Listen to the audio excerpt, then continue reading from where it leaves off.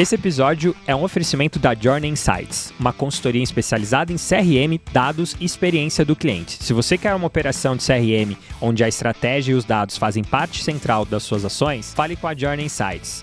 Acesse o QR Code aqui no canto da tela ou o link na descrição do vídeo. Fala galera, vamos para mais um episódio da Start Econ. Dessa vez vamos falar sobre dados e CRM, quando a indústria começa a ouvir. A gente está aqui com dois caras muito fodas que eu vou apresentar daqui a pouco. A gente vem falando muito sobre dados, tecnologia, pessoas, o papel do head, e dessa vez a gente vai falar como a indústria começou a ter acesso aos dados e como isso transformou a visão dela no dia a dia, nas decisões, nas pessoas, na cultura, né? Então hoje eu estou aqui com dois feras, como eu já falei, com o João. João, se apresenta aí para quem está nos assistindo, conta um pouquinho da sua história, de onde você está hoje, por favor, cara. Boa, prazer. Primeiro aí, obrigado por me receber. Sou o João.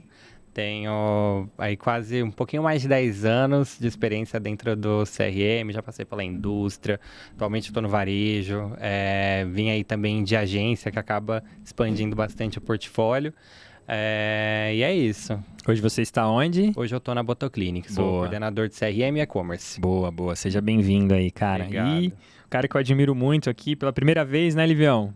Primeira vez, eu espero que seja a primeira de várias. Primeira de várias, eu também. Se apresenta aí pra galera. Cara, pessoal, primeiramente, obrigado aí pelo convite. Espero poder ajudar aí também. Prazer estar aqui do lado do João. Sou o Lívio, eu estou há mais de 10 anos aí no mercado do e-commerce.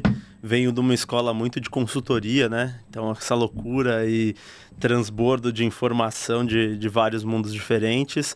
E há pouco mais de um ano estou aí nessa luta de empreendedor no Brasil. Sou um dos sócios fundadores da Journey Insights, que é uma consultoria aí totalmente focada, especializada em CRM para e-commerce e negócios no geral. Primeiro ano empreendendo, né? Primeiro ano empreendendo. Boa. Tá sendo sucesso. Eu gosto de falar aqui, o Lívio, o Gui aí são caras que eu admiro bastante. Puta, talvez um dos caras que eu mais manjam de CRM que eu conheço são esses caras aqui. Então acho que o papo hoje vai ser bom aqui. Tem dois caras fodas, né?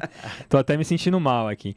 Mas vamos lá, cara, vamos começar aí. Queria, acho que trazer um pouco aí a experiência do João, olhando um pouquinho, né, dessa visão de dados. A gente vê que recentemente cada vez mais indústrias estão entrando ali na operação do famoso D2C e com isso passam a ter acesso aos dados, né, cara?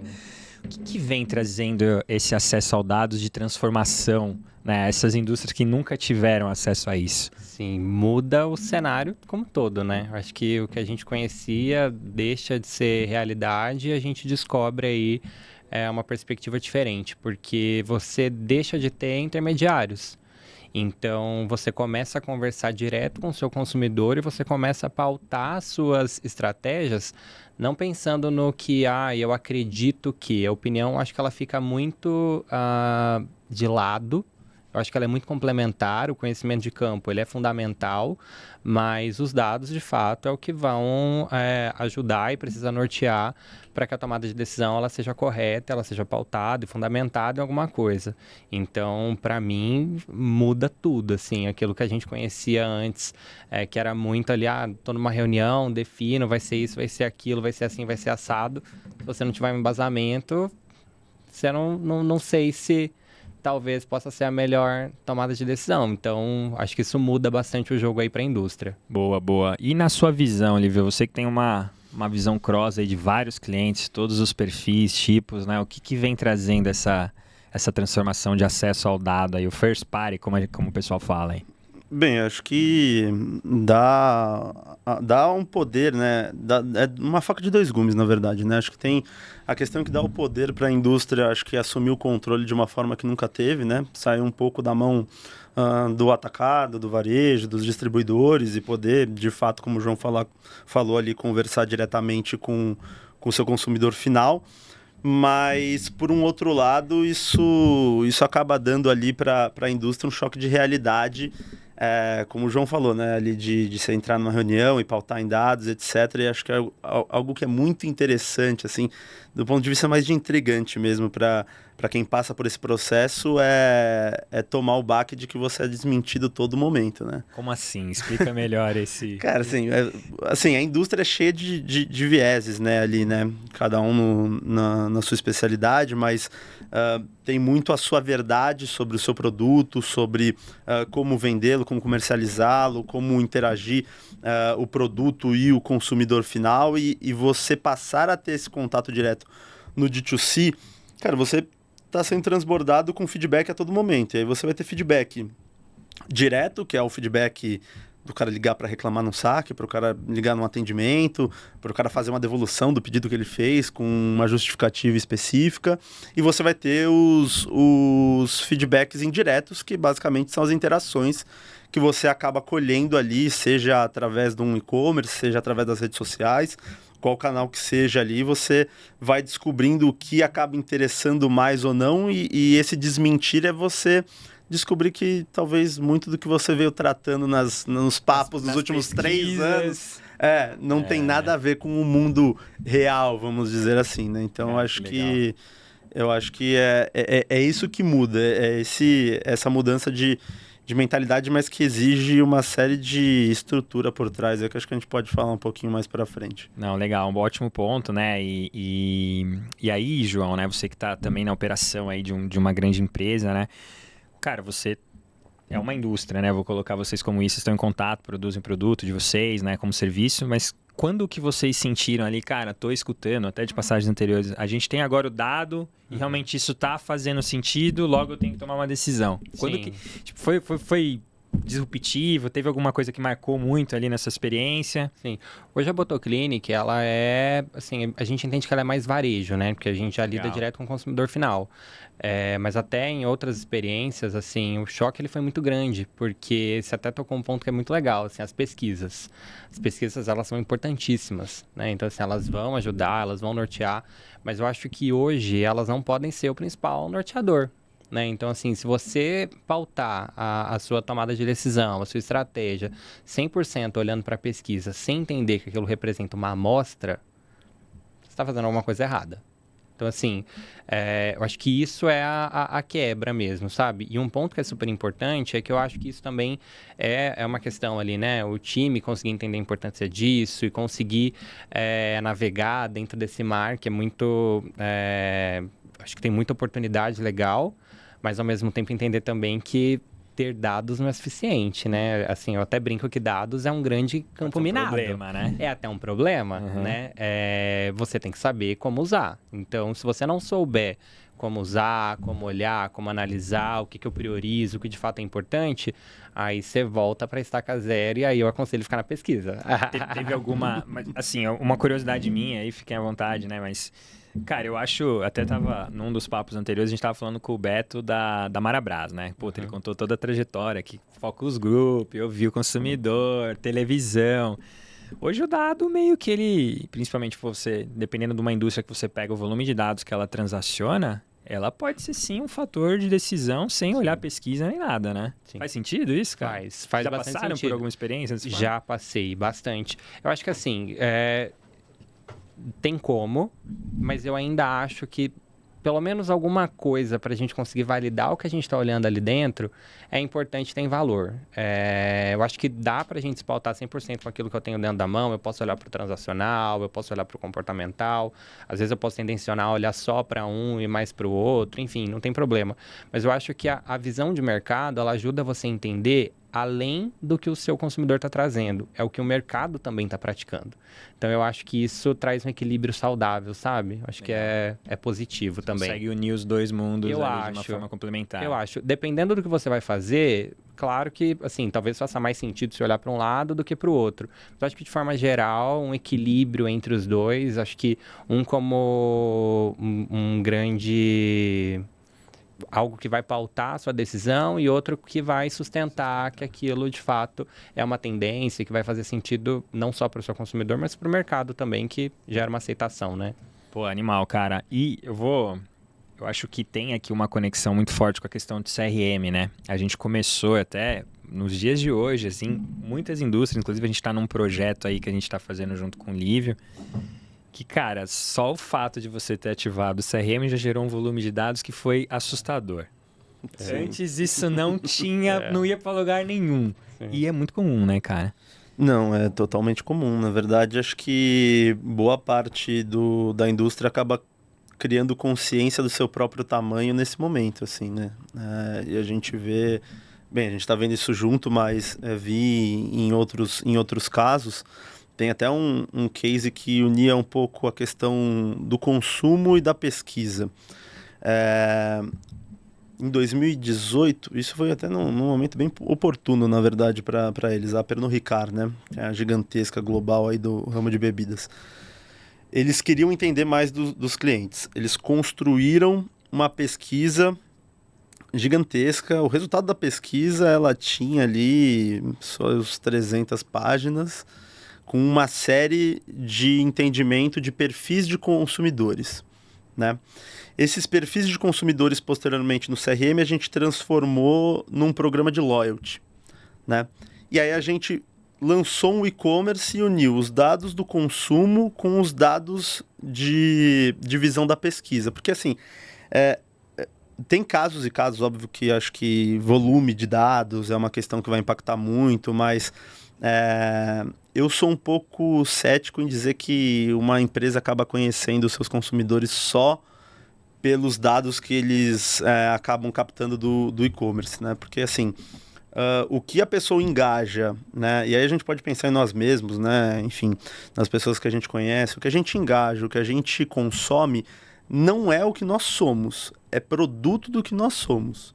Então, a gente fez... Profundo assim, cara. Eu achei profundo também. A gente... então, e a ideia foi num pensamento desse que a gente decidiu unificar essa parte da estrutura da pesquisa para entender os perfis de comportamento de consumo dos diversos tipos de bebidas distintos que a Pernod, por exemplo, disponibilizava no varejo, e o que os usuários consumiam. Para você entender que existe um cara que ele...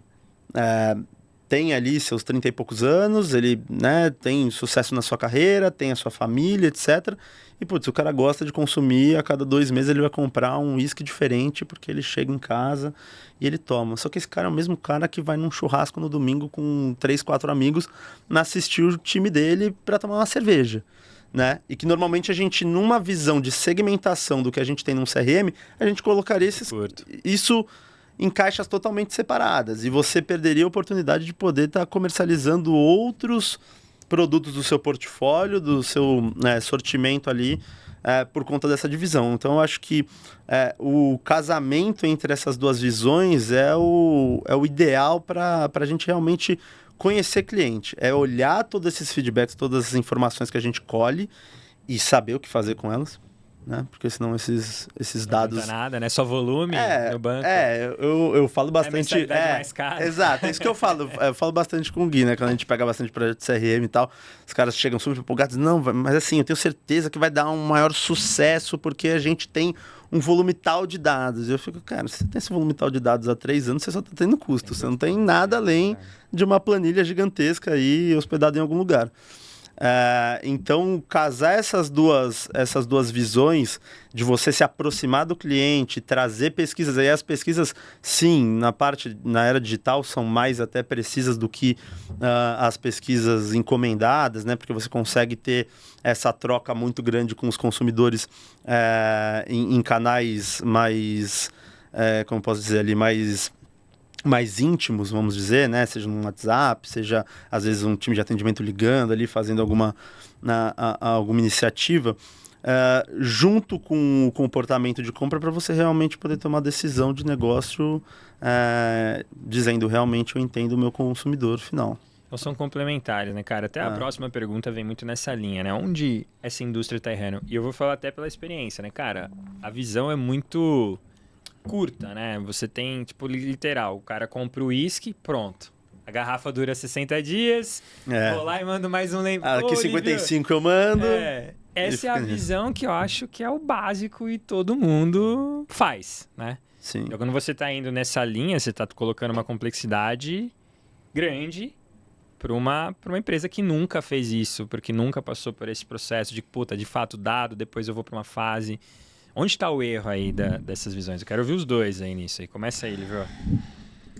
Cara, assim, eu acho que da maioria dos casos que eu já trabalhei, o grande erro muitas vezes está na cultura da empresa. Cultura da empresa. Tá? Eu acho que assim, não sei se o João vai discordar de mim, mas eu vejo 80%, 90% ali sendo problema de cultura, onde muitas das vezes, quando se dá o start para um início de um projeto de CRM, um trabalho de CRM, olhar e falar, putz, vamos entender então os nossos clientes e etc.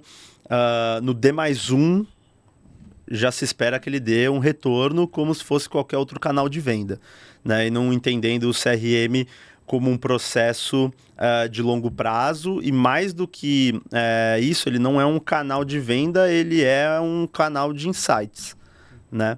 Ótimo então, ponto. No caso até que complementando ali o que eu estava pontuando do último exemplo, no caso da Pernod, depois a gente estendeu as pesquisas justamente para a parte do digital, para que o usuário que fosse entrar pudesse ganhar pontuações e com isso ter um eventual custo abatido ali dos produtos, promoção, brindes, etc.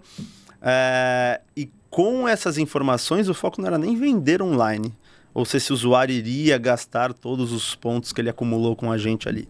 Mas era entender como que a gente potencializava os pontos de vendas que representavam até, principalmente antes da pandemia ali, 80%, 85% do faturamento da indústria, né, do mercado deles. Mesmo ele não sendo proprietário do dado, ele tendo ainda um intermediário, ou ele já era proprietário aí? Então, o trabalho foi para começar a se tornar proprietário do dado. Entendi. Né? Então, a gente unificou a pesquisa que eles tinham, adaptamos para um modelo de CRM loyalty.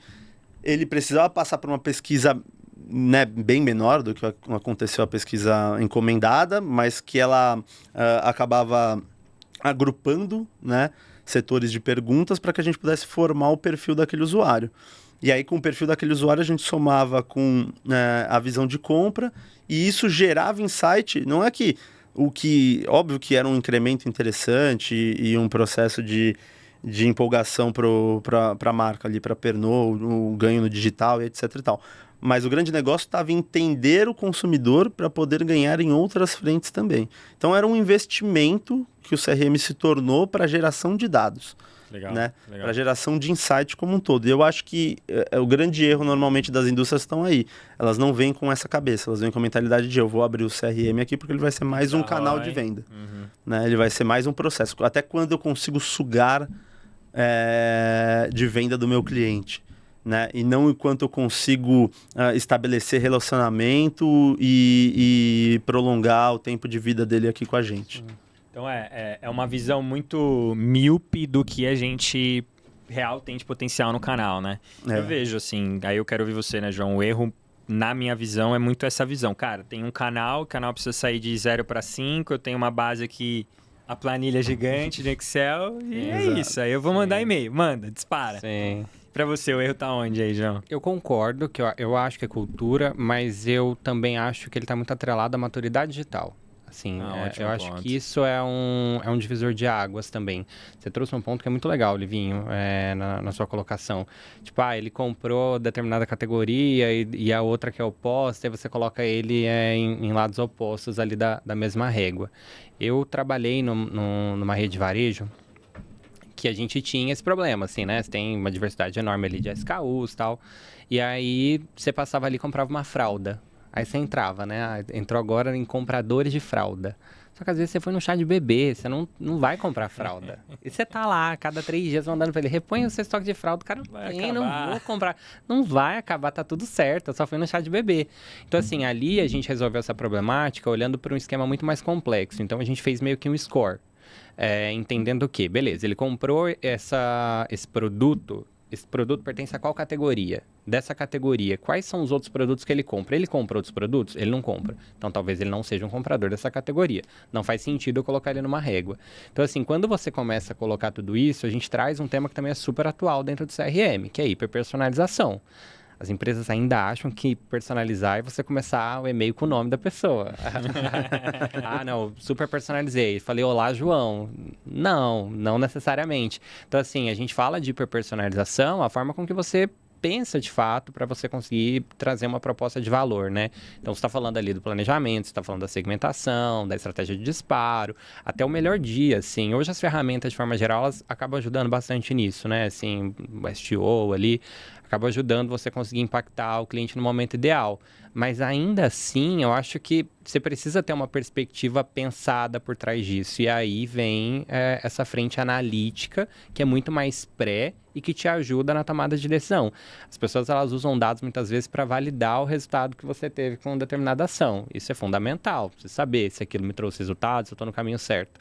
Mas você não pode esquecer de usar aquilo para conseguir criar uma estratégia para que depois você consiga ter uma análise ali de resultados muito mais complexa, né? Então, e as empresas que não têm maturidade digital, elas acabam não entendendo muito como jogar esse jogo. E aí elas acabam vendo o CRM como uma ferramenta. Tem um CRM? canal de venda. Tenho uma ferramenta legalzona lá. Cara, mas Você aí tem. uma dúvida minha, pessoal, por exemplo. Sei lá, quantas pessoas, quantas empresas, indústrias estão preparadas para esse nível de segmentação que vocês estão trazendo? Acho que pouquíssimas. Na minha opinião, pouquíssimas. Eu acho que isso, assim... E não é porque não é um tema falado, assim. Eu acho que todo mundo fala. Há muito tempo, né, cara? Há muito tempo a gente fala. Eu acho que não é um conceito novo, não é uma novidade. Mas eu ainda acho que isso acaba ficando... Porque CRM, ele é um canal, assim, quando voltado para vendas, ele traz resultado. Pode ser a médio, a longo prazo, mas ele traz resultado. Porque eu não tenho estratégia nenhuma, mandei para minha base full, alguma coisa eu vou vender. Alguma coisa vai virar. Então, preciso bater a meta, manda e-mail. Agora manda o WhatsApp, né, cara? SMS, manda WhatsApp. Oferta da madrugada. Tem um monte de coisa. Então, assim, vai trazer resultado. Quando você vai olhar o ROI de campanha, normalmente campanha de CRM tem um ROI legal. Então, assim, acho que isso é um ponto que acaba atrasando um pouco você conseguir trazer essa evolução para o canal, entendeu? Porque daí você fala, pô, o time que tá ganhando não se mexe.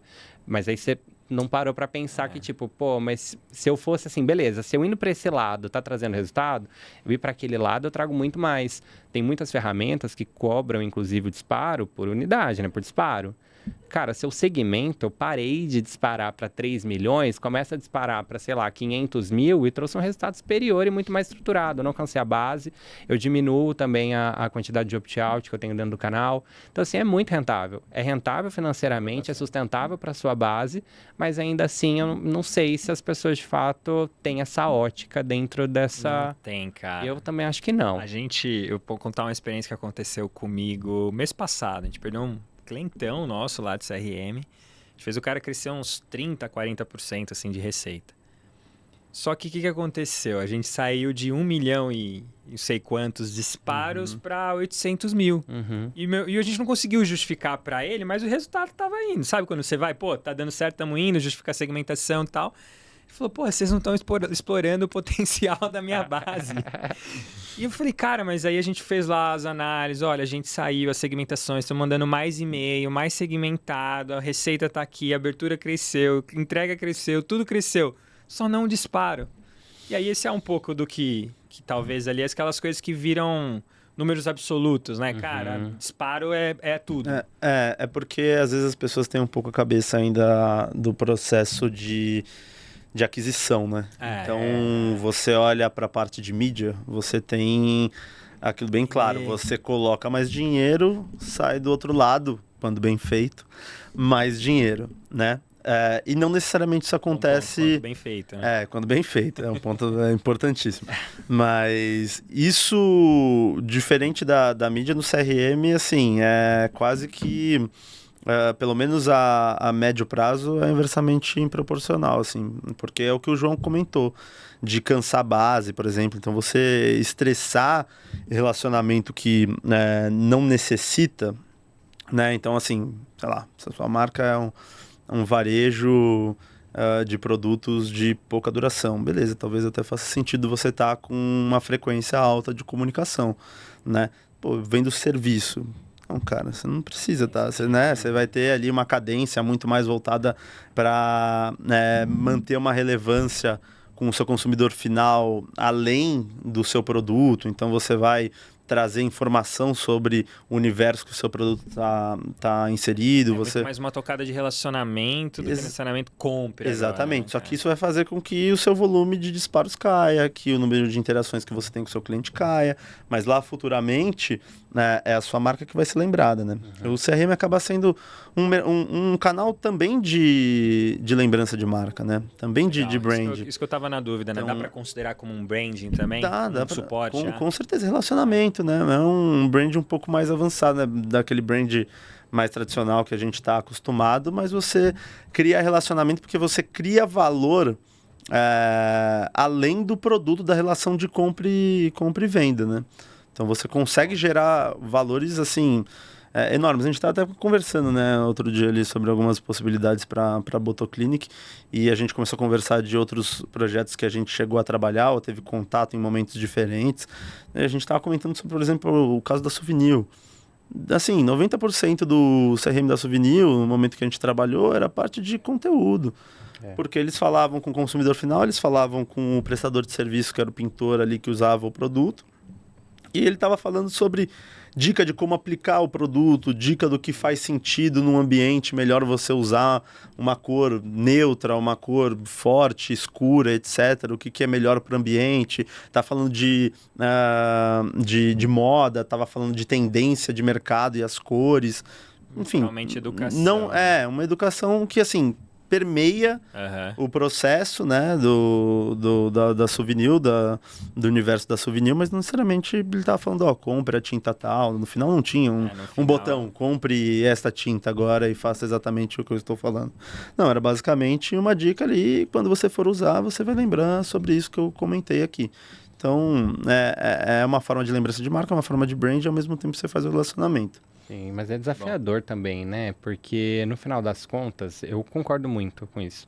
Mas no final das contas, quando a gente fala de lembrança de marca, você não vê o resultado bonito ali do faturamento. Não. Então, para alguns canais orgânicos, você fala, pô, já estou acostumado a não ter dado. Então, beleza, também não tenho dado de conversão, de faturamento. Em CRM você tem. Então, assim, é extremamente desafiador você conseguir colocar isso, né? Você até falou uma coisa que eu também concordo super, Livinho. Questão de, eu tenho uma frequência de disparo, só que isso também não está atrelado à quantidade de envios, que foi o caso que você comentou. Muito pelo contrário. É muito mais sustentável ter uma frequência muito maior, uma quantidade de campanhas muito maior, num volume de envios menor. Muito menor. Isso é muito mais sustentável para todo mundo. Sustentável para a marca, sustentável para o cliente. Então, só que o desafio é você conseguir mostrar isso pra ponta. Você chegar e falar, olha, que legal, assim, mantive o mesmo resultado, mas fazendo muito menos lá. Pô, então, fazendo isso, você trouxe esse resultado? Se você tivesse feito mais, se você tivesse feito o que você fazendo, você ia trazer o dobro. Não. Cara, é surreal. Aí o cara vai lá, abre no Instagram, tem um especialista de CRM, manda e-mail, gera a sessão, que o resto vai acontecer. Até eu, cara, quando eu comecei a ver ali quando eu comecei a ter troca com eles, manda e-mail que resolve, eu tenho que botar a sessão no site. Essa é a lógica. Essa é a lógica. Depois a gente saiu ali, esse caso que eu comentei com vocês é clássico, a gente sai de 12 e-mail para 40 e-mails, campanhas muito mais segmentadas e menores com resultado muito maior, né, cara? Uma dica de ouro aí pra galera ali, ó, que assim, o nível de maturidade conta muito, né, cara? Conta. Cara, uma pergunta ali, Lívio. Teve algum dado que virou... Puta, isso aqui é dado absoluto, tem que ser... Isso aqui é o que todo mundo tem que seguir... ou não existe, né? Cada cenário, cada nível de maturidade... Como que tá dividido isso, cara? Bem, acho que a nível de CRM, acho que hoje não tem como a gente não falar de KPIs que vão trazer a visão de retenção e recompra. Retenção, né? Retenção, esse é o essencial, né? Porque eu acho que é aí que você começa a conseguir talvez quebrar algumas barreiras de mostrar valor para empresas, indústrias, né, com uma cultura não e nem uma maturidade voltada para o digital e para o CRM, porque você consegue mostrar ali, cara, olha, o teu CAC aqui eu cortei, portanto, porque a gente segue vendendo para esse mesmo público há X meses, né?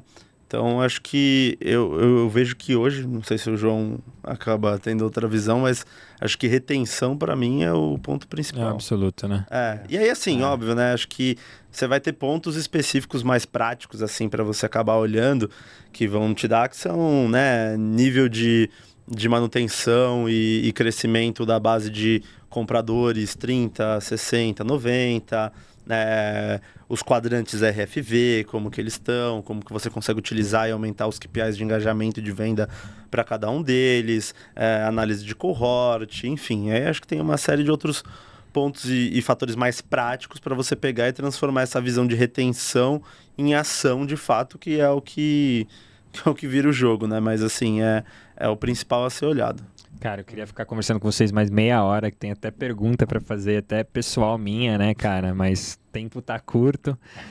Ô João, e até colaborando com esse tema, né? E eu vejo que a análise, né, RFV, como o próprio Lívio comentou, é importante, né? Mas parece que existe, vamos todo mundo pra RFV, depois vamos tudo pra outra lá. É uma ou outra, né? É uma ou outra, né? Não. Cara, dá uma dica ali, a gente tem, obviamente, quem nos escuta que são heads de e-commerce, que olham operações grandes, de vários tamanhos, mas dá uma dica de qual que é um caminho ali que você consegue ter um meio termo pra você justamente fazer tudo aquilo que a gente comentou aqui, né? Segmentar, hiperpersonalização, pegar o dado, usar e tomar a decisão de forma correta. Sim. O que você deixa de dica pra gente aí, cara? Inclusive pra mim, tá? Super. Eu acho que, assim, o RFV é, de fato, um grande norteador, né? Então, quando você consegue juntar isso, inclusive, com Lifetime Value, e aí você consegue, né, também mensura CAC, mensura Churn. Eu acho que quando você consegue, você tem tudo isso na sua mão. Agora, beleza, então já tem as ferramentas. Você consegue olhar por fase do ciclo de vida daquele usuário, o que eu devo fazer, em que momento eu devo fazer. Porque retenção, por exemplo, eu concordo que ele é um KPI fundamental. Mas o que é retenção? Um cliente, meu tempo de recompra são 3 meses. Meu cliente está sem comprar 12 meses. Vou soltar uma régua de retenção. Cara, você já perdeu o seu cliente. Então, assim, a retenção, ela precisa também estar muito alinhada, o conceito de retenção, com o tempo de recompra do seu produto. Se ela não estiver alinhada, esquece. Mas a régua de retenção na minha marca não funciona. Talvez porque ela não esteja com o gatilho correto. Então, assim, a retenção ela é preventiva. Ela não eu não estou falando com cliente nativo. Não deveria falar com cliente nativo. Se você está falando com cliente nativo é porque você não está fazendo retenção. Quando a gente junta o RFV e a gente consegue, a gente soma, né, ali o CAC, o LTV daquele usuário, eu consigo ser granular nas minhas tomadas de decisão. Então, fica muito mais fácil para eu conseguir, inclusive, olhar para uma régua de retenção de fato preventiva. Se o seu tempo de recompra ele é de 3 meses e você tem uma régua de retenção de 12 meses sem compra, você já perdeu esse cliente. Você está falando com um cliente inativo, você não está fazendo um trabalho preventivo, você não está fazendo uma régua de retenção.